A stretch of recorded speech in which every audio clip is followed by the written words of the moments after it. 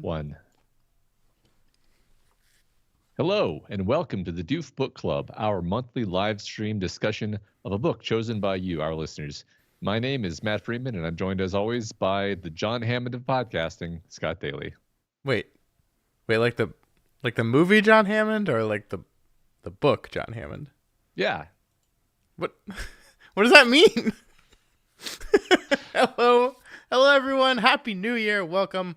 I hope you're all having a wonderful Friday evening. Excuse me as I have a cough drop in my mouth. I've had a bit of a sore throat for a week now. It's not been fun. I should have finished this before we started streaming, but too late for that. I see a lot of familiar names in chat right now. Hello, Aqualung. Hello, William, Kosh, Mary, and Bent Westward, and Bishop. Hey, if anyone is new out there, please say hello as well. And welcome if this is your first book club. If you stumbled upon us via the power of the algorithm, hello. We are Doof Media, and we do podcasts. We do podcasts about stories, about movies, about things that we love. We also organize and kind of lead this monthly book club. Matt, explain to the good people at home what a book club is. Well, each month, Scott and I select 5 books from a pool submitted to us by our wonderful Doof community. We put up a poll for all of our supporters over on Patreon at patreon.com/doofmedia and let them vote on which they'd like us to talk about. The book with the most votes wins, and then we all read it. And then we meet here on the last Friday or first Friday of the month and chat about the book for an hour or so. Matt and I will lead the discussion, but we will be chatting with you folks in the chat as well. So please be noisy and active and opinionated because we love it. All right, Matt, what are we doing for this month's book? What is our technically last book of 2024?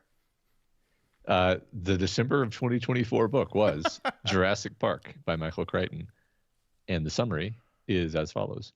An astonishing technique for recovering and cloning dinosaur DNA has been discovered. Now humankind's most thrilling fantasies have come true. Creatures extinct for eons roam Jurassic Park with their awesome presence and profound mystery, and all the world can visit them for a price until something goes wrong. Oh my God. It's fine though. It's all going to work out. Yeah. Because there's like 6 movies. Yeah. Oh, I forgot to do one thing before we get started.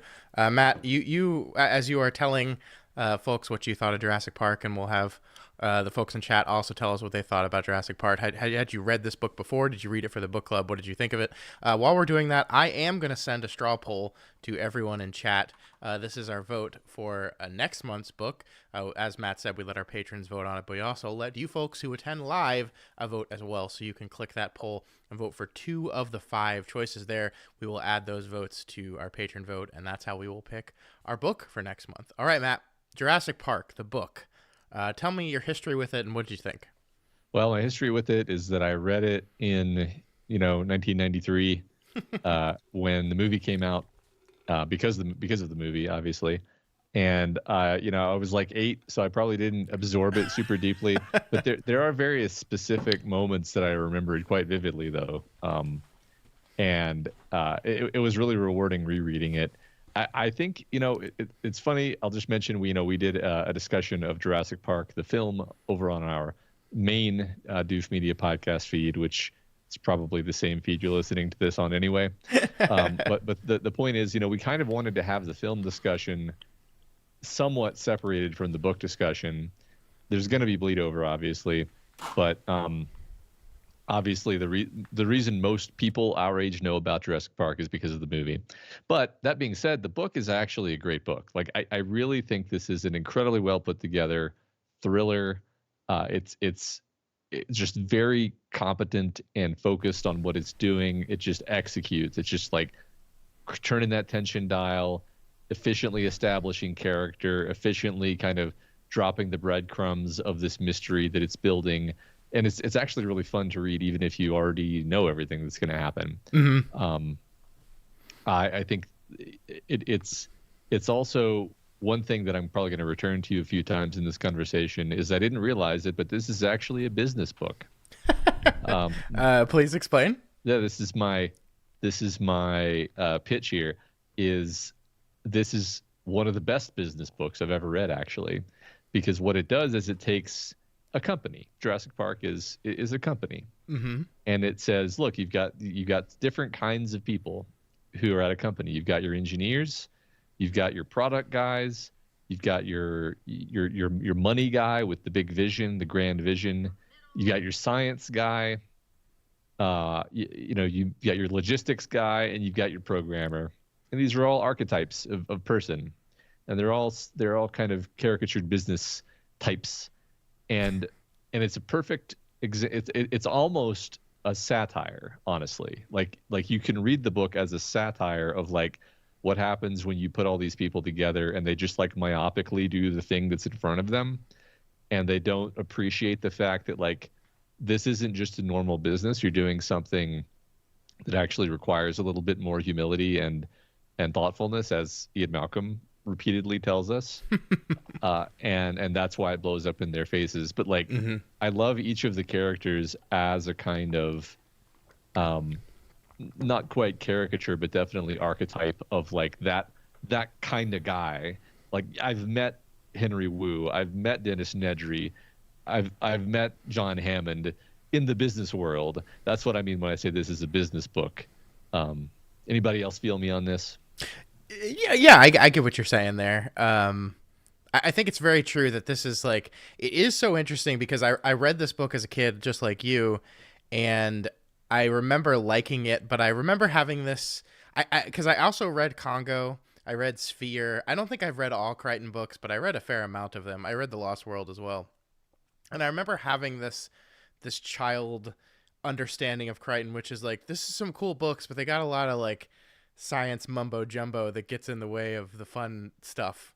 That was my kid perception of these books. Congo, I think, is like the worst in that. We're like I feel like the first 100, like in Congo, you're just like, let's get to the monkeys, man. I want to see the killer monkeys. And it takes a long, long, long time to get there. So revisiting this book for like the first time in years and years and years, I was really, really captivated by all of the parts that don't have dinosaurs in them, which is, I think, is something that Aqua Lungfish says in the chat as well, that the science stuff, the business stuff, as you're saying, was some of the most engrossing stuff in the book to me. I found it really, really fascinating what Crichton is doing with all that. And yeah, I mean, the sequences, the thrilling sequences with the dinosaurs still work very, very well. But that stuff was the most interesting to me, for sure. Mm-hmm.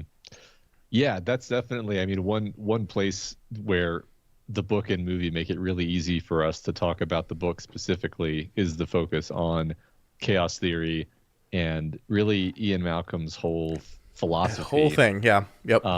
Which, they barely scratch the surface in the movie, whereas the book, he gets to go on multiple long lectures, which I don't mind at all when it's done well, which I think it is here. Yeah. One thing that I was surprised by on this read through of this book was that he actually kind of started to win me over more than I thought, because I'm a pretty pro science, pro technology guy. I'm an engineer. I like pushing the frontiers of knowledge and building cool stuff. That excites me. That's fun to me. The idea of the power of biotechnology is exciting to me. Mm-hmm. The idea that we could cure disease and improve our well-being in all these ways. So it actually takes a lot to push me to the point of being like, well, actually, hold on. Like, this is, and I mean, you don't even have to really talk about chaos theory. That's just kind of a fun framing that I think Crichton uses to put everything in. But it's really just like, hey, this is a really complicated system, and you have absolutely no idea how it works, really. You're just kind of button mashing, and the consequences are incredibly powerful. And so we should have some caution as we approach this thing. Yeah. And he won me over, at least to that extent, for sure. Yeah, I will say I thought Malcolm's monologues at times got a little too didactic. I think the stuff at the very end where he goes on a thing about how wasn't it so much better in the caveman days where mankind only worked 20 hours a day to get food, and then we had the rest of the time for relaxation and art. And it's just like, yeah, okay, Ian, we also died at like 23. So let's not be too hasty here. Yeah. But no, I agree with you. I think Um, that's true, Aqualung, but she was hopped up on morphine, so we don't have to take any of that stuff seriously. But no, I mean, I was really fascinated by these general ideas of this incredibly powerful thing that, yeah, I mean, like, I think calling it a business book is not something I ever would have said myself, but it is actually perfect that everyone is in their own silo doing their own thing and absolutely convinced that they have done everything in their they have thought of every contingency, every plan. And the way the book is structured, I think, is great, because the first thing we see in the book is a compy attacking a girl, right? Mm-hmm. Well, the first thing we see is a raptor attack, but or the aftermath of a raptor attack, rather. But like the first real scene is a compy attack. So we know going into all of this that dinosaurs have escaped the island already, that they're so, especially when like Wu and Arnold are going through exactly why they know that they have exactly this many dinosaurs and no more and no less, and they're utmost confident in their ability to track and count these animals. We already know that that's bogus. Like, even before the Crichton reveals the mistake they've made, we know that they've already made a mistake. And it just allows you, I think that's where the kind of parody creeps in, when you're just like, you're watching these people with utmost confidence say something that is absolutely 100% wrong, and we, the audience, know it's wrong. And I think that is part of what is so enjoyable. Like, this is it unsurprising that Crichton was such a popular author, because this is an incredibly readable book. It just really, really moves. Even the science businessy stuff, I think, really moves. Mm-hmm. Yeah, right. I honestly was entertained by the business. It's like, there is a lot of conflict, right? There's a lot of drama that he squeezes out of the idea that, like, let's just pretend, just as a little parenthetical thought experiment, like this was actually just a book about creating some amusement park on an island. Mm-hmm. It's like you've still got all these issues of, like, the egos of these characters clashing, and the lawyer wanting to make sure everything's safe, and the money guy trying to dismiss him, but the science experts are telling him that you didn't do this right. And, like, before we even get to the idea, the real premise, which is clone dinosaurs, you already have all these threads of conflict, which is just the perfect bones of a good story. And then you throw the dinosaurs in there, and it's just amazing. Yeah. But yeah, I appreciated all that much more, definitely, than I did as a child, because I just didn't really care about that stuff as a child. Oh, for sure. And I mean, I will say one of the most interesting things about talking about this book to me is that we have this movie comparison. I don't want to spend the entire episode talking about the movie. We did that already. But I think it's the weaknesses in the book, to me, are things that are kind of drawn attention to because we see the ways in which the movie does stuff so well. Like, people are talking in chat right now about all the sequences from this book that were put in later films. Like the compy attack from the opening of this book is put in the opening of the Lost World movie. The T-Rex going through the waterfall is put in the Lost World. The entire the pterodactyl attack scene, that entire part is just cut right out and dropped in the third movie. And it's this kind of thing where, because we have this comparison, we have this movie that it was Jurassic Park that, like, got to, like, pick and choose which parts and picked all the best ones, and ignored the ones that didn't work as well. It really highlights the flaws.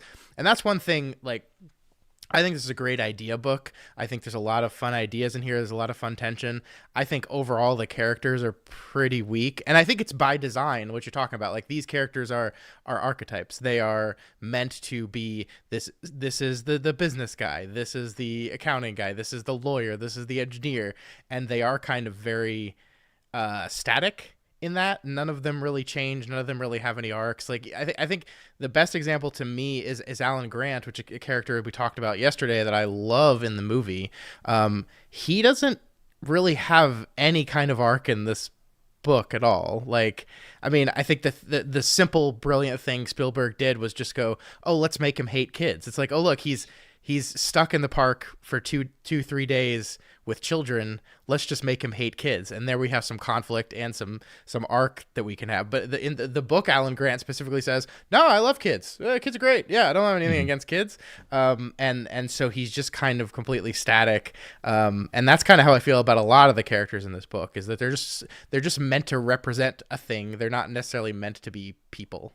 Yeah, yeah. I think a lot of them, their fate is determined by their outlook in many regards. Like you can look at exactly who dies in this book. So I kind of made the opposite point when we talked yesterday, or the same point but applied to the movie. But like in the book, the geneticist Wu dies. Mm-hmm. Hammond dies. Yep. And the guy who dies in the at the T-Rex paddock, instead of being the lawyer Gennaro, was like sort of I don't know what I would call his job. He was their PR guy, I think. Yeah. Yeah. That's right. I didn't. It's funny, he's in the book so briefly, he doesn't leave much of an impression. Harding dies, the vet that is basically not a character in the movie. Mm-hmm. He dies, I'm pretty sure. I think so. But like those characters that we just listed do not die in the movie. Mm-hmm. And it's like, well, they die in the book because they all have that core flaw of like arrogance, basically. And actually Gennaro lives because Gennaro is able to be persuaded that, like, hey, maybe this was dangerous. Yeah. Gennaro comes off looking a lot more, I don't want to say heroic, but like human. I think Gennaro is the closest thing we have to a character with an arc, really, because he I don't know. Maybe that's too generous. See, that's the thing. I don't really hold that against the book, though. Like, I think this is just one of those books where, I mean, yeah, you and I really like storytelling that operates under the principle of like, what is this character's flaw, and the fun of the story is watching them overcome it. But I don't think that's like the only kind of story that I enjoy. No. And I think this is just a kind of story that is doing something different.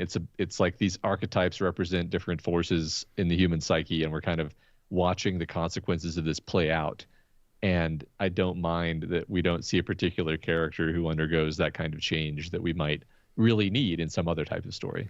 Yeah, I agree. I think the end result, though, is I feel pretty cold and indifferent towards them. Like, I'm not like, there was never a moment when I was like worried about any of these characters or really emotionally invested in any of them because they're stand-ins. I mean, I think the closest exception to that is Tim. Unfortunately, he's paired with Lex, who in this novel is just the worst, most annoying little girl character you could possibly have. I mean, that's something we talked about yesterday with the movie, that they gave that character something to do. In the book, their ages are reversed. Tim is the older one, Lex is the younger one, and she just has nothing to do in the story except for complain and whine the entire time. And it doesn't leave you with a good feeling about her. But Tim is great. I enjoyed Timmy a lot. Yeah. I think you're right, and I think one of the things that I think would be fun to talk about is John Hammond, because we kind of talked about the movie version, and this book version is really, really fascinating to me, because I think something we mentioned yesterday was that he is an ideal, like a naive idealist in many ways, but I think he's also, this version of the character is kind of hopelessly corrupt and monstrous, and that's why the book punishes him. He gets eaten by compies. Mm-hmm. Yeah, he's awful. Like that's the difference between him and his book and his movie version is he's just totally fixated on this idea of like, I can make my will a reality. Yeah, I am, basically I am as God. I can do whatever I want. I have the power, so why shouldn't I just do it? Mm-hmm. And it's like, well, that's the definition of hubris, actually. Yeah. And being killed by his own creations is the most time-honored of science fiction tropes, and it works perfectly here. Yeah. Well, and he's like his end, like right before he gets attacked and killed, like he's going through and looking over everything that went wrong, and he's basically like, yeah, Nedry sucked. We were too dependent on automation. It's Arnold was actually the worst guy for the guy. Muldoon was a drunk, hard like, and he's blaming everyone around him except for accepting the inevitability of the failure of this thing, and is like, so now I'm gonna start over, and then the book punishes him for that. Like, he is like, by design, arcless. Like, he doesn't change. He does not. He stays fixed on his belief even as the reality of the system crumbles around him. Which is great. I'm not complaining about that at all, but it is just so different from the character. And there's people in chat saying that version would not have worked in the movie. I agree. I definitely agree. It's too. There's a lot of stuff that I just think wouldn't have worked in the movie, and it's like it's a little too rough. Yeah, well, I think the book is just darker. Like, the book is significantly darker. Like, the movie definitely has moments of graphic violence, but it does not have a bunch of compies eating a baby in its crib. Yeah. In the first 50 pages. It does not have like graphic medical procedures trying to save the life of a man who's been ripped open by a raptor. And like, the book really is not trying to be like a fun romp like the Spielberg movie is. It's trying to be like a scary book. It's trying to be thrilling and scary. And I mean, I don't know if Jurassic Park is typically considered to be horror, but I think it probably qualifies, the book specifically, whereas maybe. I mean, the movie has scares for sure. But I wouldn't think of it as a horror movie, whereas like he's going for a very specific thing with this book. Totally. No, yeah, I mean, like, just the idea of, Hammond brings his grandkids along, which is like, it's an absurd idea to do something like that when you're literally having, like, it's absurd in the movie too. It just, the movie doesn't focus on this as much. That like, the point of this visit, the point of this weekend is that people are terrified that the island isn't safe, that animals are escaping from the island, and that animals are hurting people. And it's like, no, I'm going to bring my grandkids. And Book Hammond is utterly unperturbed by the fact that his grandchildren are like wandering through Jurassic Park by themselves, right? Like you get the idea in the movie that Hammond is legitimately concerned about his grandchildren and is like, oh my God, what have I done? This is a horrible mistake.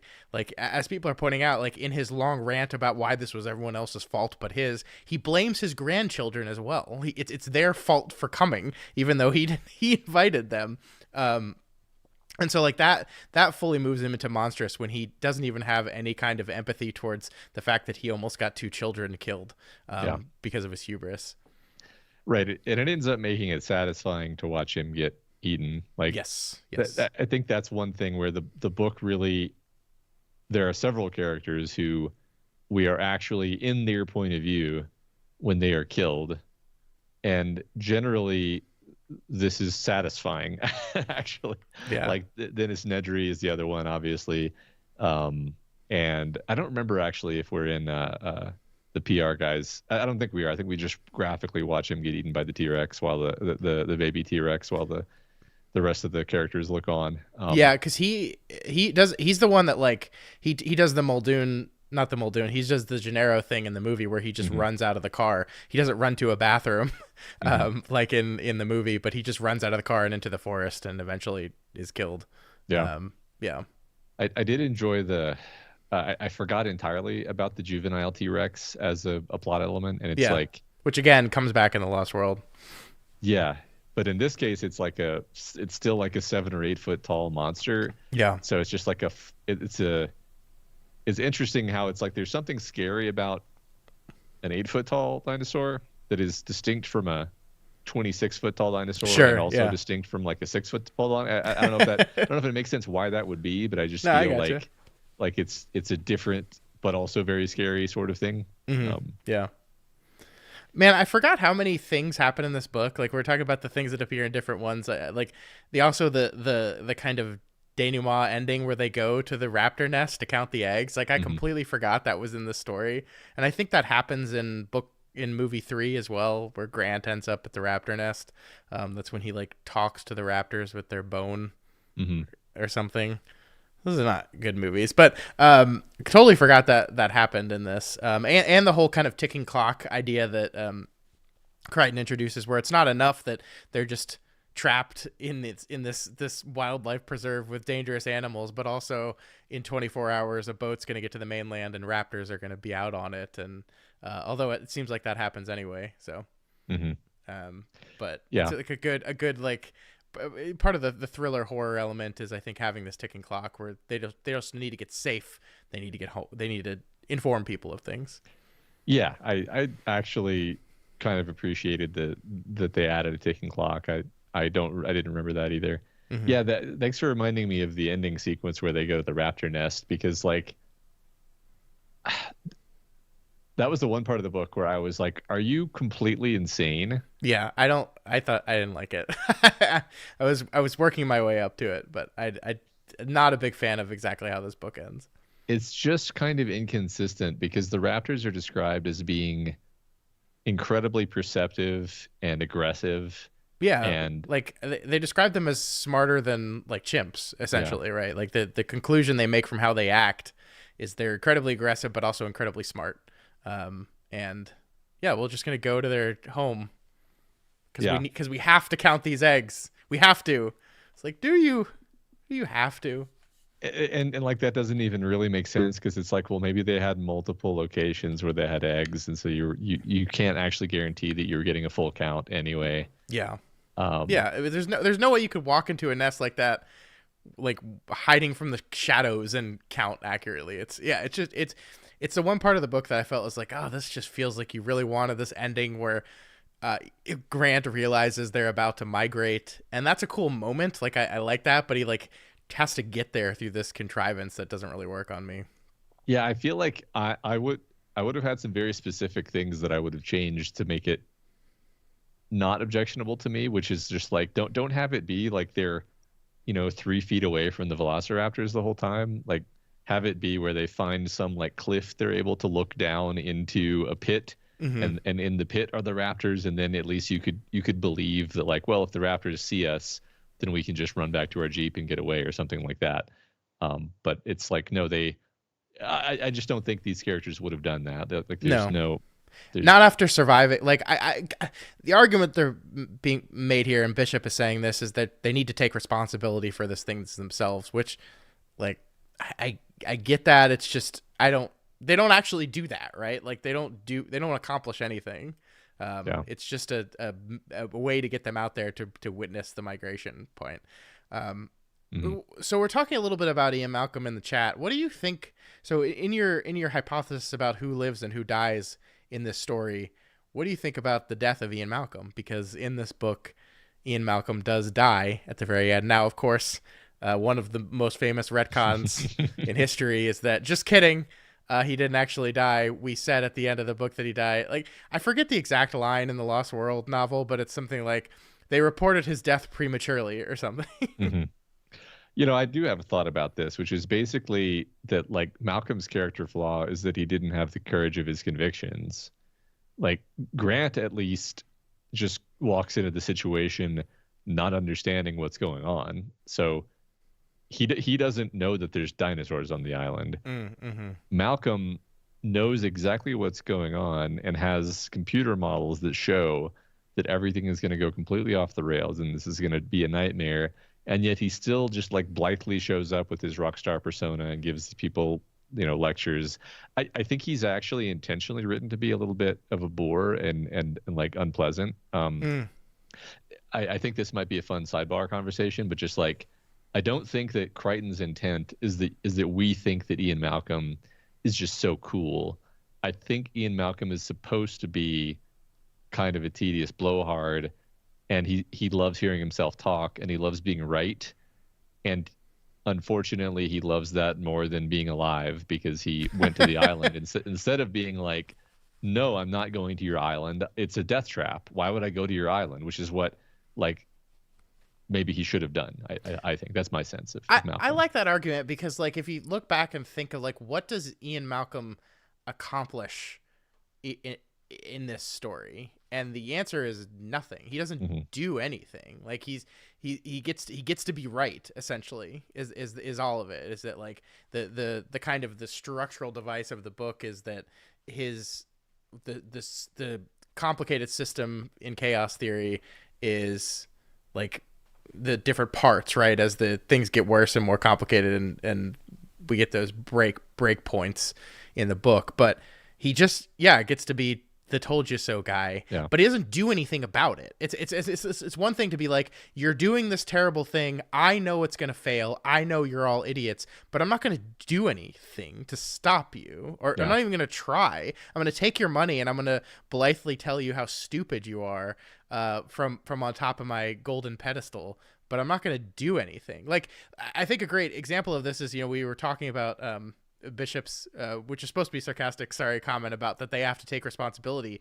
If Ian Malcolm had not been injured, would Ian Malcolm have gone to the raptor nest with them and said, yeah, right, this is our responsibility to take care of this? No, I don't think so. Absolutely not. That's not the type of person he is. So I think you're right about this. I think this makes a lot of sense.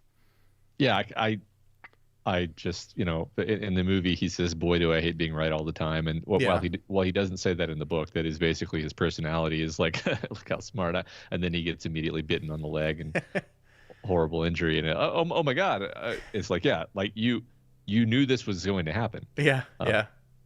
And I think the reason why the character was so popular, I think, almost entirely derives from Jeff Goldblum and the performance. And I think the movie version of Ian Malcolm is still very much the I told you so guy, but he's also a much more active role in the reason Ian Malcolm gets hurt in the movie is because he got out of the car and lit a flare because he was trying to distract the T-Rex from eating children. And so like that makes him much more sympathetic and much more active in what happens to him. And there's that wonderful scene where John Hammond is trying to lead Ellie through the power thing, and he's like, he just grabs the radio and says, there's pipes, look at the power lines above you, follow those. So they definitely made him a much more sympathetic, active character in the film. That's a great point. Like, if anything, here's another example of like change, where basically in the book, Malcolm and Hammond start out completely at loggerheads, and they continue to basically hate each other through the entire book. Whereas in the movie, we get that very early scene where Hammond seemingly very genuinely says, I really hate that man. But then by the end of the movie, they're cooperating. They're, I don't know if I want to say they're friends, but like they're on the same page. And that's just not something that happened at all in the book. Goldblum's best role since Earth Girls Are Easy. Wow. Incredible. And like, none of this is critique, by the way. It's just I really like this. It's just really interesting how these characters are being constructed and how they, like, I think the Malcolm character is, I think you said yesterday that he's essentially Crichton's mouthpiece in a lot of the stuff. Like, he's there to kind of deliver the message of the novel from Crichton's perspective. And it's interesting that I think that's both of the things that you've said is true, that he is kind of the mouthpiece of Michael Crichton, while also being a character created by Crichton to have his own flaws and to be imperfect and to suffer the consequences for it. I wonder, like, what do you think about Crichton's intent here? Not that we generally need a firm answer on like what was the author's intent, but like I think for example, when Ian Malcolm starts talking about phase space to basically laymen who have no idea what he's talking about, like my take on that, like as a scientist, is like I would never use the words phase space to explain a concept, because that's like 7 levels of abstraction deep into the problem, and there's gonna be a much more immediate like example that you can reach for, and like Malcolm saying that in the first place, I got the strong impression of like, okay, this is a guy who just loves being smarter than everybody else. I don't know if that's a common impression, but that's the impression I got this time. Yeah, I think so. But I think that the point of the book, like, there's actually an introduction to this novel that I thought was like, it's listed as an introduction, so I assumed it was like with the authorial voice, and it was like not within the. It was an introduction, not within the realms of the novel itself, but it is. It's an introduction that takes place within the world of the book, talking about bioengineering and things like that. And I honestly think it's like Crichton was reading about this stuff, found it fascinating, and then like just the idea to use dinosaurs as a way of sending a message about the kind of the destructive nature of science sometimes I think is a fascinating one, because dinosaurs are like objectively the coolest thing ever. And like every person that was a child is probably like, yeah, I would love to actually get to see a dinosaur. And so like you construct this world in which that's possible, and then you immediately turn around and go, hey, actually this is a really dumb idea, and we're messing with stuff we probably shouldn't mess with. So like I think it is a really fascinating thing that the lesson of Jurassic Park is and always has been, this is bad and stupid and we shouldn't have done it. And it's so fun that's with, again, the coolest thing I ever heard of. Like you tell 7-year-old me, hey, they found a way to clone a dinosaur and now you can go to a park and look at a real life dinosaur. I would say that's the greatest thing. That's the greatest accomplishment of mankind ever. Wow. And so it's such a way in on kind of tricking you into the lesson of this whole thing. So, I mean, I think like bioengineering was like a big, like talked about thing, right, in the 80s and 90s, that this is going to take over and be this incredibly powerful thing. And he thought the stuff was cool and interesting, but he also saw the danger in it. Yeah, I definitely agreed. Like the premise of the book is so strong that I would have forgiven it being like way worse in execution. I mean, it so happens that I think it's actually quite well executed. Yeah. But like the premise, it's one of the best. It's got to be one of the best premises of any book, where like putting these things together. It's funny because I'm trying to look this up as we're talking, which never works. But I remember when I was a little kid, like 5. So this must have been in like 1990. There was like these audio cassettes that I would listen to that my mom got me because I was super into dinosaurs. And like one of them was about like this monorail was going through this dinosaur park of some kind. And I think maybe the dinosaurs had been, I don't remember how the dinosaurs were there. Maybe it was time travel. Maybe it was like a time machine, or like the monorail was a time machine monorail. And then the kids fall off the monorail and they're stuck in the dinosaur park and they have to get out. And it's funny because like that was prior to Jurassic Park, obviously. And maybe Crichton even got his idea from this. But like the idea of mixing it in with these themes of biotechnology and making it feel very grounded, even if, kind of like we said last night, the reality of bioengineering is that it's like 1,000 times harder than it's portrayed in the book. But like still, he manages to make it feel grounded and make it feel like it's something that could happen.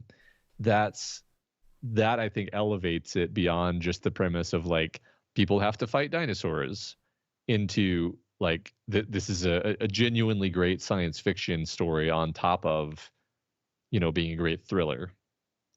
Actually, I was thinking about this. I think we talked about this a few days ago, but like when I originally finished the book.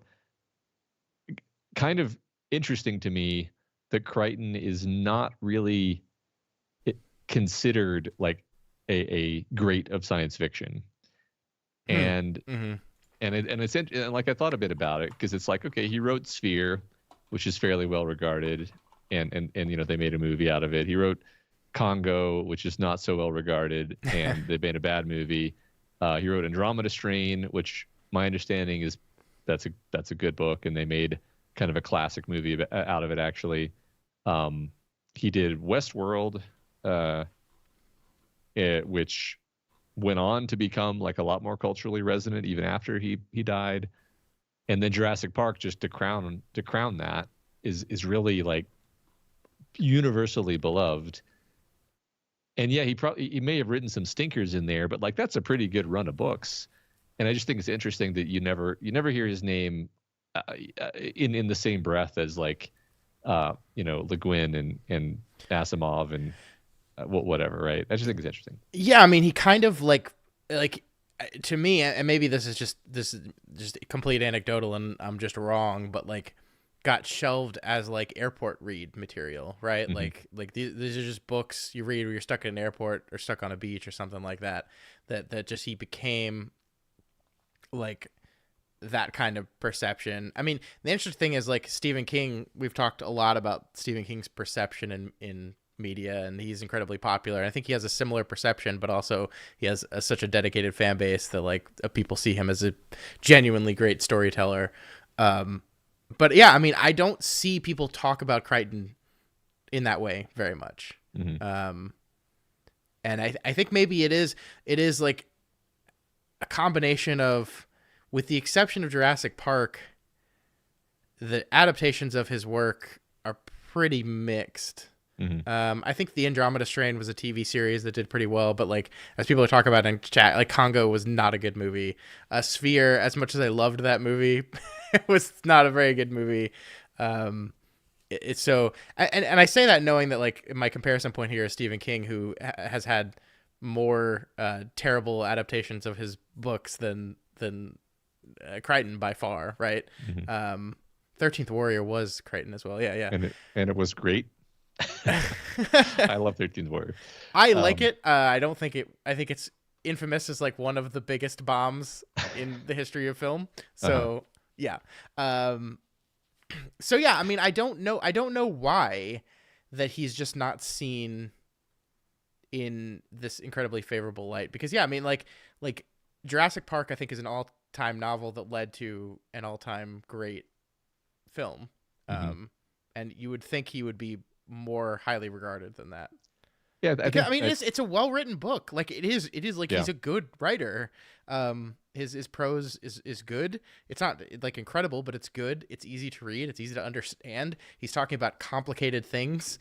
Complicated science stuff is going on in this novel, and it's easy to pick up on. Yeah. I think one of the first things you said there, like he just got classified as an airport, novel writer, and I think that's kind of fair. Like yes, the books are good, but they're good in that way where it's like, here's a big thick book, and it's going to keep you absolutely glued to the page, and it's going to have some fun ideas in there, but kind of that's not the Ursula Le Guin would never write a 900-page novel where like there's just a bunch of like plotty twists and turns and yeah, it's just not the same thing. So I mean, he's not trying to write literary fiction, is what I'm saying, and that's fine. I don't think everybody needs to write literary fiction. No. I think and just also like I think he does have enough misses that it actually matters. I mean, my own story with Crichton overall is I read Jurassic Park, and I read The Lost World, and I may have read Sphere. I don't even remember. And then I read the book Prey, which is about like nanotechnology. And I thought it was so bad that I never picked up another Crichton book. And that to me kind of tells the whole story, where that one, Prey, was published posthumously, right? I don't remember. I believe it was. Not 100% sure on that. He also created ER, the television series ER. Let's not forget about that. One of the most successful doctor shows of all time. That's crazy. That's wild. Yeah. So yeah, I mean, here's one complaint I have about this book. This is an actual complaint about the writing of this book.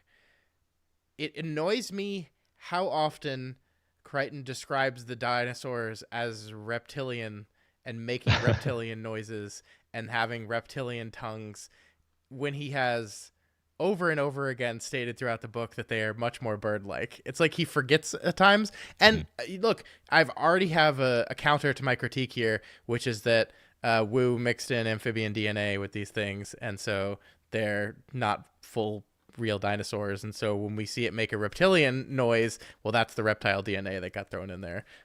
But it just strike me as weird that we have this clearly like over and over again, the book tells us how they move like birds. They don't seem like lizards. They don't seem like reptiles. And then he like constantly would be like, and then it flicked his tongue reptilianly. And I was like, wait a minute. wait. You said, what are you talking about? It's interesting. Yeah, I agree. I don't know if it bothered me per se, but I did notice like every single time he said it, because I was just like, but that's so, and part of it, I think honestly, part of it is it that it clashes with my mental picture, which is of course totally informed by the movie. Mm-hmm. So like you see the raptors, and in your mind, like you just imagine them having that gait and the head bob, Mm-hmm. and you don't see them flicking their tongue. Like they don't, like their skin is scaly, but other than that, there's very little about them that really seems, like an iguana or even like a crocodile. They're just they're not that. Yeah. And so even it would even be a little bit distracting to me when he would say like the raptor roared.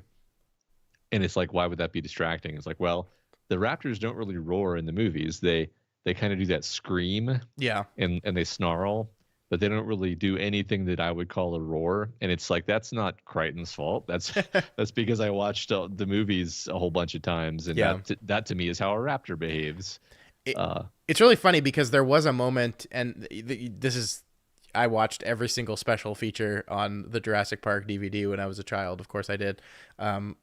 The one thing that I did see is that there was an earlier version of the CG for the raptor in the kitchen when it sniffs the spoon that Timmy was using. Mm-hmm. It outflicks a very reptilian-like tongue that feels around in the spoon, and the people they had on set went like, no. That's not what we think it would look like. And so they went back and replaced it with a much more, I guess, bird-like looking tongue.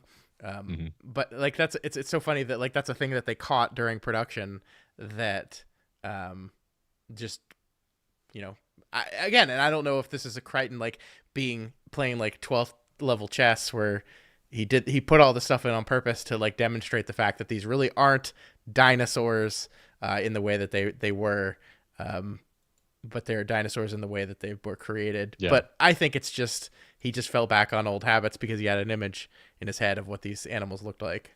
Yeah, I mean, I that's the thing, because I grew up from when I was a little kid.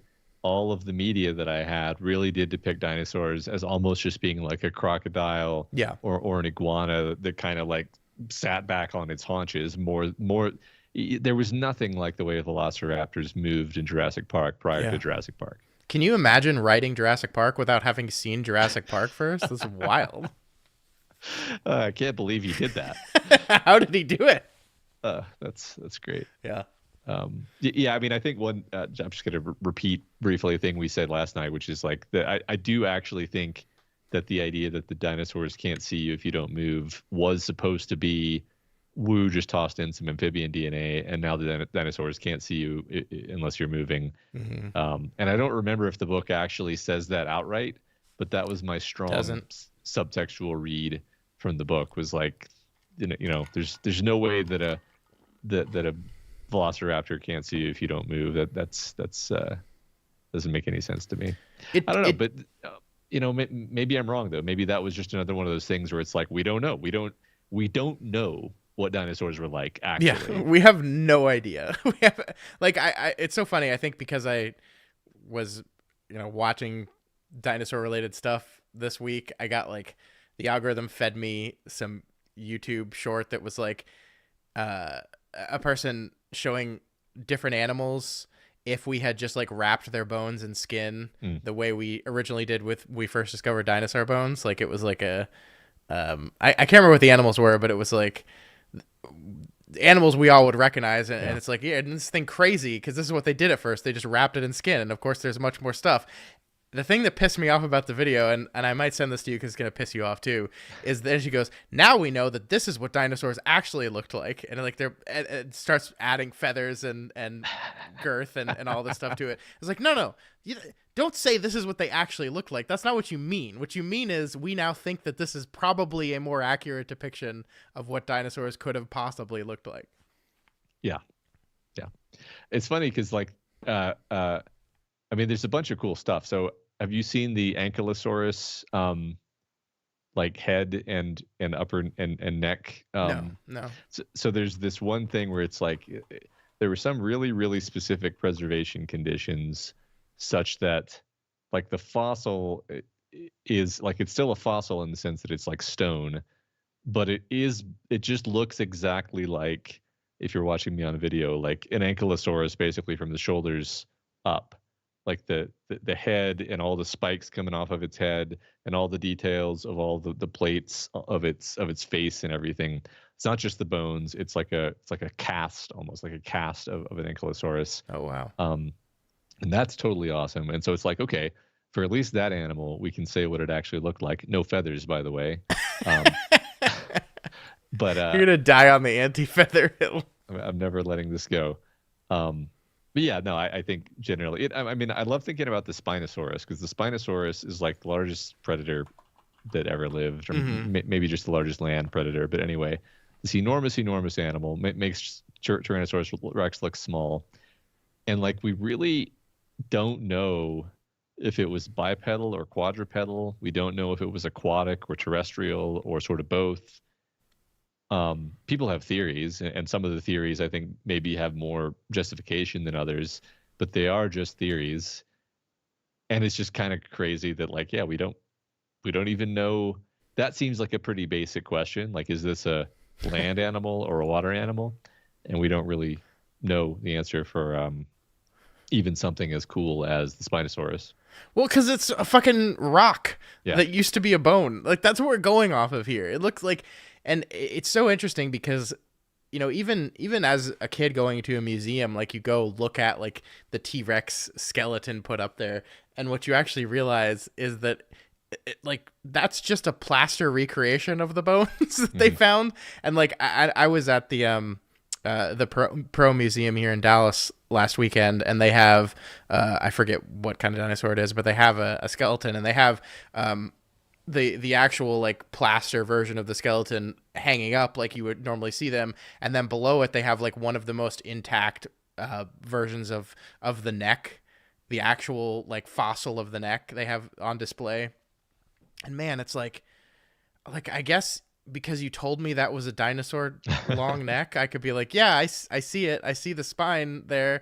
But man, it just looks like a bunch of rocks. And it's like, so like, it is really, we talked about this yesterday, but it is really remarkable just the amount of stuff we know about these animals from very, very limited things to work with here. Yeah.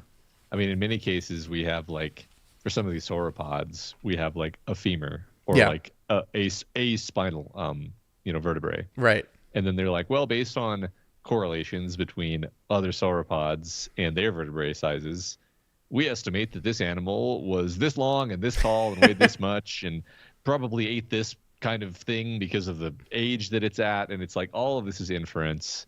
I would say maybe not even maybe inference is too strong a word. It's like extrapolation, really. Yeah. And it's the best they have. I'm not blaming anyone, but I don't know. I love dinosaurs. I love paleontology. I think it's a fascinating field. Yeah. How much do you remember about The Lost World, the novel sequel to this? Dribs and drabs. I mean, I read it when I was a bit older, and I mean, why? Do you have a specific thing you want to talk about? I don't have anything specific. Just like I can't remember if it's as good of a book or not. I don't think it is. I don't remember being like drawn in the same way that I was. Mm-hmm. I do feel like it was very tense. Like it was a very tense book. Like it has a lot of really great set pieces, just like this book has a lot of great set pieces.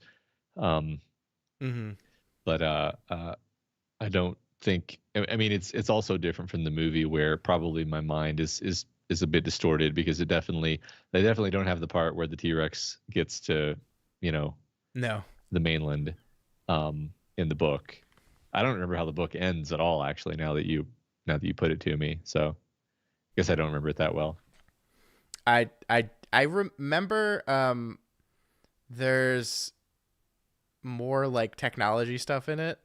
Like I feel like the this might be just making it up. Like, but in Jurassic World, they have that set piece with like the rolling ball thing that's attacked by a dinosaur, and I feel like those are in the Lost World. I might be completely misremembering this, but I feel like they ride around in some round vehicle at some point in the book. I have this very distinct memory of that, but I don't know if that's accurate at all. Yeah, I don't remember that at all from the book, but I could be wrong. I'm It's looking funny. this up now. Now I'm trying to remember, is uh uh the set piece with the trailer, is that even in the book? I don't think it's in the book. I mean, I'm pretty sure there is a moment where they like take the baby T-Rex back, and then get attacked. But Yeah. I think they just, I think it's a lot like it's not the Spielberg set piece. I think they just show up and push a trailer off a cliff. I think. Yeah. Yeah, it's not. I think that's right. And yeah, I think there is the part with stealing the egg, but it doesn't get stolen back to back to the mainland. Yeah. Aqualungfish is telling me that my round ball thing is just a kid being dragged in a cage. So okay. it was not round, it was square, but Yeah, I can see how you got there. Vince Vaughn's character gets eaten early. Okay. I liked the movie too. I like Lost World. I think that trailer set piece is like another all-time Steven Spielberg set piece. I think it works really, really well. I like it a lot. The movie as a whole doesn't really work, but I really like that scene at least. Oh, this is fun. So I'm being reminded that in the Lost World, the book, they one of the animals is actually the Carnotaurus, which once again Crichton does the thing where he says, well, maybe this animal has superpowers that would not have been preserved in the fossil record. Like, for example, it can like camouflage itself like a chameleon. And that idea is not used in that movie, but then is used later in Jurassic World. So once again, people just reuse the ideas from Crichton over and over in different movies. That's pretty funny. Yeah, and I'm thanks Aqualung reminding me. There's not like InGen trying to come capture dinosaurs to make some mainland display. It's just like Dodgson. We got Dodgson here. He shows up again. He was in the first novel, shows up again here and is part of the group that's coming. Instead of stealing the genome this time, we're just going to steal the eggs, and that's how we'll make our riches. We'll steal the Site B eggs, and that goes about as well as you would expect. Yeah. So I have this anecdote in my head, and I don't know if it's true at all, that like Crichton wasn't interested in writing another novel, and then Spielberg came to him and was like, "Hey, we want to do a sequel. Do it. Do it." And like, we also want to, everyone loves Jeff Goldblum, so we want him to be the lead. So bring him back from the dead. I don't know if any of that's actually true, but that's the anecdote that I've had in my head for years. It's weird how stuff like that gets passed. Yeah, Bent Westward saying he heard that too. So maybe it's true, or maybe we just both were given the same false information. I think you're right. I mean, what I'm reading here says that it was basically the fans and Spielberg being like, "Hey, we want to make a sequel," and then, I mean, I think Crichton is commercially minded. Like that's a true thing you can say about him. Sure. Like that's why he got his feet wet in television. He likes to make stories that are going to be commercially successful, and so the idea of following up his, record-breaking smash success Jurassic Park with the sequel probably was pretty appealing to him. Yeah, I think you're right. Matt Newsom's talking about Lost World and Vince Vaughn's character in the Lost World. The only thing I remember about Vince Vaughn's character in the Lost World is how he joined Greenpeace because it was 60% women. Which is just, there's a lot of wild things in that movie. I actually enjoy it, but there's a lot of wild things in that movie. For some reason, the main thing I remember from the novel The Lost World is like lengthy digression about this incredibly expensive air rifle that they have, where it's like the most expensive rifle in the world because it shoots the darts that they need to be able to shoot at the animals. Sure. And doesn't somebody like prick themselves with the neurotoxin at some point, or is that another? As you said that, I remember that happening. Yeah. I don't. It's really could really not fun. be true, but yeah. Fun to remember something that you read when you were a kid and try to figure out if any of that actually happened. Speaking of awesome rifles, something I forgot to talk about last night that I meant to talk about in the movie Jurassic Park is Muldoon's like shotgun he has. I maybe you're not like me at all, but like when he's sitting there kind of hunting the raptor and he does this long drawn out thing where he like gets the butt of the rifle and opens it up and then like clicks the back of it into place. I thought that was like the coolest thing ever. And I've never been like a big gun person, but I wanted that gun with that shoulder thing would come out. Like I wanted that gun so bad because I thought it was so cool. That he, like, and he's like trying to be really quiet with it as he does. I thought it was the coolest thing ever. Definitely. The only part about that bothers me is that he should have done that like immediately. There was no reason to wait until he was like in position, but also not the kind of thing that actually bothers me. I just say that, like, you know, I would have already had the stock pulled out. Well, then he couldn't say clever girl. Yeah. Right. He's not a drunk in the movie, but he's like, he has a bottle of scotch in his hand. He's like time wasted the entire time in the book. Yeah. Yeah. And he dies for it. Wait, no. Does he? No, he lives. No, he lives. He lives because he respects the animals. Yeah. He gets caught in a like a piece of pipe at some point. I don't remember how he got out of that situation. You just see him again later and he's fine. That is a moment in the book where like I've really struggled with the geography of that entire sequence. Also like that. So that whole thing. So there are two raptors on the roof, like eating metal bars, trying to get into the visitor center. And then like Ellie and Wu go out to like distract some of the raptors. But so like, I fully can't, like, I can't see this in my head. I struggle with this a lot. So she's behind the fence, or she eventually goes out in front of the fence and then they chase her back and behind the fence. But the two raptors on the roof could just at any time jump off the roof and they're behind the fence too. Is that true? Yes. That seems like a really bad idea. For her to be running around out there? Yeah. Yeah, I mean, I think eventually it does bite them in the ass, but it takes a while. Yeah, it's I don't remember exactly the blow by blow, but I mean, eventually the Raptors do jump down from the roof and get them. So, but it's like everyone seemed kind of slow to inform Ellie that the Raptors are no longer on the roof. Mm-hmm. Like, come on. Yeah. That, you know what that means? It means they're behind the fence that you're hiding behind as you're taunting the other raptor.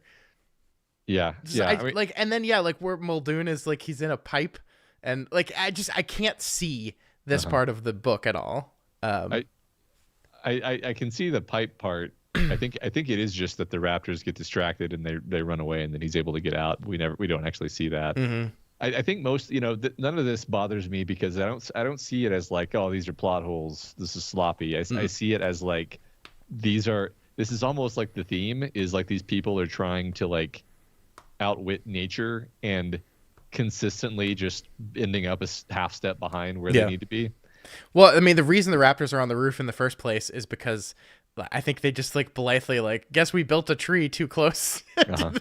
It's like, Jesus, guys, come on. Yeah. And that's one thing that, like, we joked yesterday about the Ellie saying like, West Indian lilac, isn't that dangerous? Isn't that poisonous? Yeah, but the animals don't eat them. And there's a whole scene where there's these plants around the pool of the visitor center that are poisonous and deadly. And there's like, yeah, but they're like ancient plants. So, we got to have those here, right? And it's just like, these people were so stupid. Yeah. I actually really love Crichton does a really good job with this, where they go to the visitor center and they're kind of in their rooms and then they realize that the plans have changed, right? That they've like they've hastily like welded metal bars over all the windows and skylights in the visitor center, and like they're being told everything's fine, nothing bad has ever happened, we're all cool, but they're seeing these like hasty changes in the whole thing, and it's just this perfect like setup moment of what is going on here. Mm-hmm. Yeah, I agree. Because we the reader have been shown a bunch of indications that things aren't going well, but it's fun that we're, now we're following our characters who, as far as they know, they're just like, oh, we're just, I don't remember what they know at that specific point, but it's very ominous, clearly. Yeah. Love that. Do you think it's weird, speaking of just random questions, the book really holds on to the reveal that the way the dinosaurs are procreating is because of the amphibian DNA, and like some frogs in a single sex environment will spontaneously change sex? Like, there are, I think, 3 moments in the novel where Grant is about to bring this up and explain, and then something happens and he gets distracted by it. And like finally at the very end of the book, it's like, oh yeah, He's like, oh yeah, you never told me about that. And it's like, it's played as this like triumphant reveal at the end of the novel. I just thought that was a little weird. Yeah, I think if you push yourself back to a time when you didn't know okay, fair. that frog, that, because we I think, I don't know, right? Like I don't know that this would have played any differently, but to me, I think what he was going for was like, bet you didn't know that frogs can change their sex, which probably nobody knew in the early 1990s. Isn't it weird how we all know that now? and now we all know that because of Jurassic Park. Yeah. So I think that's basically what it is, where it's like, yeah, you just casually inserted the DNA from a bunch of other species into these dinosaurs, and you have no idea even what the qualities of these species are. Yeah. So you don't even know what you did, and one of the things that you did, somewhat realistically, is like, well, now they can change gender. Sure. I think that's fair. The book kind of plays it as this long gestating reveal, and because I definitely already knew, I just was like, well, why didn't you just tell us then? What, like, why hold that for the end of the book? And it's like, well, maybe if you're learning this information for the first time, it is a big moment of reveal, and like, whoa, I didn't know that. That's cool. That explains everything. I think that's one of the mysteries of the book that you're meant to be pondering the whole time, is like, how are the dinosaurs breeding? They said they were all female. If they're all female, how are they breeding? They know that they're all, and it's like, well, that you especially in the early 90s, you thought of sex as just like, it's not complicated. An animal is born with the sex, and that's the sex that it is. And it's like, no, apparently that's just wrong. Your fundamental assumption is wrong. Just like with your counting algorithm that counted up to the number of dinosaurs that it expected to find. You have a fundamentally flawed assumption here. As someone who works in IT, that is the most realistic dumbass thing ever. Like, it makes perfect sense. It makes perfect sense that you would have fucked that up and just never even considered, oh, wait a minute. we only counted up to the number. Like, the way Dennis Nedry is like, yeah, well, that's what you told me to do, so I did it. Yeah, it's just very fun in a simple way when they're like, okay, now look for 470 animals found. Okay, now look for 500 animals found. Like, what? It's great. Oh, I love it. So anything else? We've been going for a little bit. Anything else I want to talk about Jurassic Park? This is a good, like, if you have been listening to this whole thing and are like, should I read Jurassic Park? I love the movie. Should I read the book? Hell yeah. It's fun. Do it. Yes. This would, yeah, that's funny. I agree. This is a recommendation, a recommend. It's a very fun book, especially if you love the movie. I think if anything, it's one of those books where, yeah, in some ways it is different from the movie, but in some ways it's just fleshing out what the movie's doing thematically. And I appreciate it on that level for sure. Yeah. I think it's fun to aqualung fishing. It's different enough that you can still be surprised by it. I agree. Like, you can do like 2 fun things, which is, I had seen Jurassic Park so many times that whenever they, like, Spielberg and Kopp, like, ripped a line right from the book. I was like, there Hmm. it is. There's that line. And they gave the lines to different characters a lot. You know, like the spared no expense became a John Hammond beat in the novel, in the book, but he's not even the one that said that in the novel. I believe it was Ed, the PR guy, who originally said spared no expense. Um, Mm-hmm. and so it's fun to do that, but then it's also fun when the book veers in a really different direction. You get to do that too. Yeah. Um, yeah. I find it to just be a solid, fun experience, and there's a reason why it spawned an entire movie franchise. So yeah, check it out. Have you seen all the movies? No, I have not seen several of the new Jurassic Worlds. I've seen all of the Jurassic Parks. So That's a good call. I saw the first Jurassic World, and then I was like, I don't care about these characters, and I think I genuinely, it- just like the way that they turned the dinosaurs into just like sort of dumb. I feel like the CGI got worse, and also just like the behavior of the dinosaurs got more dumb. And I'm like this. I actively dislike this. So The third Jurassic World movie is like one of the most ridiculous things I've ever seen. But like, they kind of honestly like lost me in the first one. You know, we were talking about all the ways in which I think something that is pretty consistent with this series is that it is kind of cruel to people that deserve it.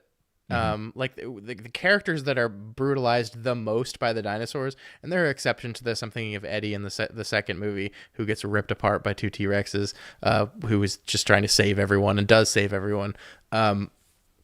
But with that exception, like when the movie is mean to someone, they are a person that absolutely deserves that. Mhm. And the thing about Jurassic World that bothered me so much is you have this one character who is put in charge of these two children, and like it's not her job. She's just put in charge of it, and she doesn't do anything wrong. Like Mhm. she's just kind of failing to keep up with these kids who are intentionally trying to dodge her. And the movie is so mean to her and how she dies. She's picked up by a pterodactyl and like dropped into water and then swallowed by, like, it's so mean to her and unnecessarily cruel to this character for no reason. And I was Uh-huh. like, this is not what the Jurassic Park movies do. Like it felt so out of place to me. It was so weird. Yeah. I agree that that bothered me. I mean, I feel like the two kid characters in that movie, they sort of tried to do Jurassic Park with the two kid characters, but they're like the most unlikable characters ever. It's not even the performances. It's like the characters are supposed to be unlikable for some reason, which is just a.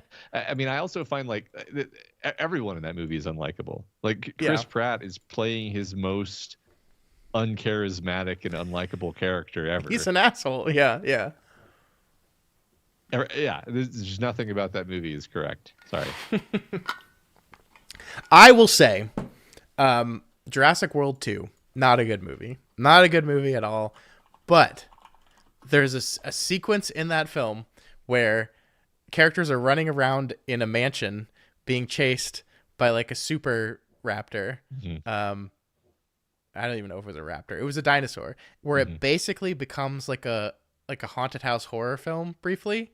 Hmm. And that part of that movie works really well for me. I think it's a lot of fun. Where it's just like basically what Jurassic World does, it just turns them into, it's just a monster movie. And the parts where it's doing monster movie very well don't feel Jurassic Parky to me, but like was still good. I enjoyed that one part of that one movie. Yeah, I'll watch that part then. The third one is just hot nonsense. Holy shit. It's like, it's almost worth seeing just to see, like, there's a whole subplot with like killer locusts that are wiping out the world in a Jurassic Park movie. It's Matt. There's Uh-huh. it's some wild shit. You just got to keep making movies. You got to keep. What does this make sense? No. Is it vaguely related? And have we done it before? Yes or no? No, just shove it in there. Shove it in. Well, are you ready? Are you ready, Matt, for Jurassic World Rebirth? I'm ready to not watch Jurassic World Rebirth. Yeah. Come on. It's directed by Gareth Edwards and written by David Kopp, who wrote the Wait, first movie. wait, is this gonna be good? Are you telling me I mean, Gareth probably not, but Rebirth? Is it Jurassic World Rebirth? yes, Jurassic World. it comes I don't. out in July. I don't know about this. Hey, you're hitting me with new information right here at the end of the podcast. We've got Scarlett Johansson, Mahershala Ali, just a bunch of people. Gareth Edwards, what is happening? Look, man, it's gonna be great. Probably not. Yeah, I don't know. Probably not. I'm gonna see it. I've seen every single one of these movies. I'm gonna see it. But man, diminishing returns is the log line of this entire series. Yeah. Well, I mean, the one funny thing that Jurassic World does, the first movie at least, I haven't seen the later ones, is it almost is like it's almost doing like the Matrix Resurrections thing, where it's like, you want us to make another Jurassic Park movie? Really? You want us to make another Jurassic Park movie? Fine. We'll make fun of the whole notion, and we'll have a super dinosaur that's even cooler. And because people are bored of dinosaurs now, the stupid movie going, I mean, Jurassic Park going public, is they're bored of dinosaurs because they're so spoiled. We're going to create a new, even more deadly and dangerous kind of dinosaur. And then that's also what they did in the movie, obviously. And they're making fun of us. Yes, I did enjoy that one part. But the problem is the movie also so desperately wants to be Jurassic Park that entire concept like falls on its head. Like I The Matrix does it like a million times better because it's fully committed to that idea and doesn't actually give you the movie you want. It says, "Oh, you want this? Here you go. Fuck you." The Jurassic World desperately wants to give you that, and also wants to at the same time say, "Haha, you stupid. You're dumb for wanting this, but we want it too." Yeah. So I don't know. We'll see. Jurassic World Rebirth. Gareth Edwards. Here we go. Scarlett Johansson. Save us, Scarlett. What did Gareth Edwards do that was good other than Rogue One, which is marginal? He directed the first Godzilla movie that I thought was pretty good. Oh, okay. Okay. And then he did a movie that came out a couple years ago that apparently wasn't very good, called The Creator, that I never actually saw. I think there's some mixed opinions on it. He also directed a movie called Monsters. I think that was his first film. Pretty good. Okay. All right. Look, give it a shot. It's better than Colin Trevorrow, who handled the last one terribly. Yeah. I mean, yeah. All right. I think that is going to do it. I'm going to go ahead and close down the poll here. Let me just do some quick refreshes. Got some last minute votes in here. Not going to be enough to turn the tide, unfortunately. But yes. So unsurprisingly, next month, we are going to be taking a look at Stephen King's From a Buick 8. Matt, this will be the first Stephen King novel we have talked about on the book club since 2017, and when we talked about Carrie. So this is going to be kind of cool. We're done with Kingslingers, but we're not done with King quite yet. That's great. I'm excited. Yeah. Treat for our Kingslingers fans. Yeah, I mean, and this is a book that like it was very, very close to me including this in the season. I think this is a book that came out in the 2000s, and it was between Doof McKee and this one for me. And so like this is what I saw someone nominate it, and I was like, yeah, I'd love to talk to you about this book. So I'm looking forward to what you think of it. It's very King, but also kind of very different. I think it's going to be an enjoyable read for everyone. Awesome. All right, so that is going to do it for us this month. Y'all, that was really fun. Thanks for participating. I loved all the nerdy dinosaur talk. I always will. And we appreciate y'all. So for those, if you're listening via the audio, we hope you come hang out next time. It is just really enjoyable. We had a bunch of conversation today, and that's always really fun. Yeah, good suggestion, Ben Westward. After Flanagan's Wake, we will do Dino Slingers, where we just talk about every book that has dinosaurs in it. Every single one. Dinotopia. Yep. That The Land Before Time. I would love to talk about Dinotopia with you. Dino Riders. I would love to talk about Dino Riders with you. Oh my God, we found a rich vein of I content. think it started as a joke, but somehow we're here. Everyone loves dinosaurs. Yeah, it's true.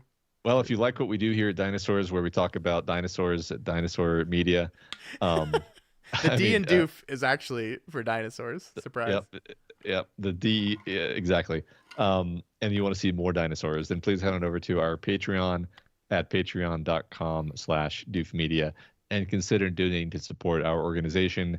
At any available level, you'll get access to the ability to vote for the books that we cover each month on this book club, as well as a bunch of other cool exclusive features. We spared no expense, so go check it out.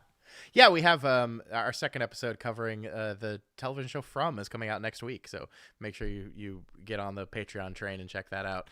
If you have any questions or comments or just want to reach out and say, hey, you can always find us on Instagram at Doof Media, email us at doofmedia@gmail.com, or check us out on the subreddit r/doofmedia. This was so much fun. Thank you all. And we will see you next month for some Stephen King. Bye-bye. Oh, my God. My voice is going. Y'all, that was a struggle at the end there.